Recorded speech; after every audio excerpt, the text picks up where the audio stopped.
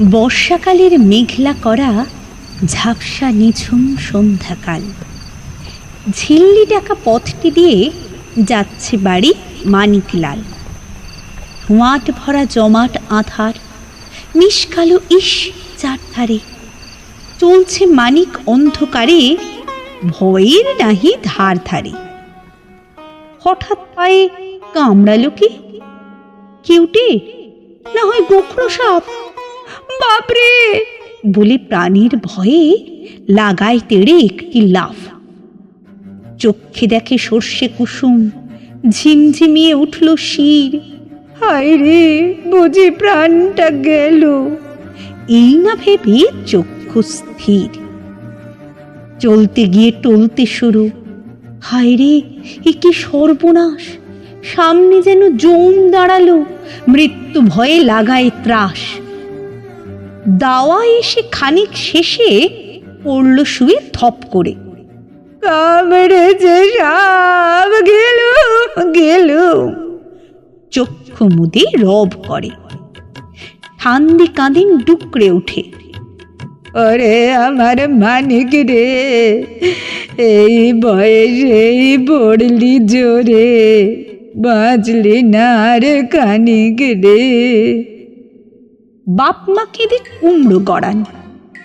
পড়লি কি তুই?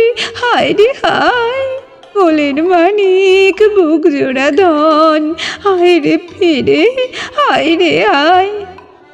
সবার চেয়ে আবেগ ভরা কান্ত পিসির কান্নাটা। তুই গেলে কে আসবে ভালো, আমার হাতের রান্নাটা। আয় ফিরে আয় মানে করে, আয় ফিরে তুই চট করি।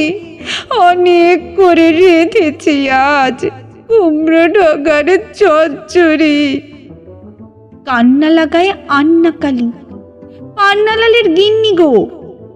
বাঁচলে মানিক, আজকে দেব পীরের দরে সেন্নি গো।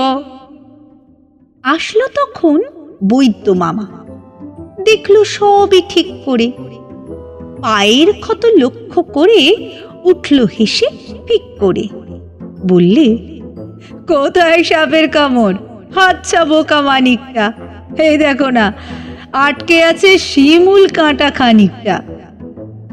কান্না সবার থামলো তখন, হাসলো মহানন্দে গো। বলে পিসি, আমার মনেও হচ্ছিল তাই সন্দেহ।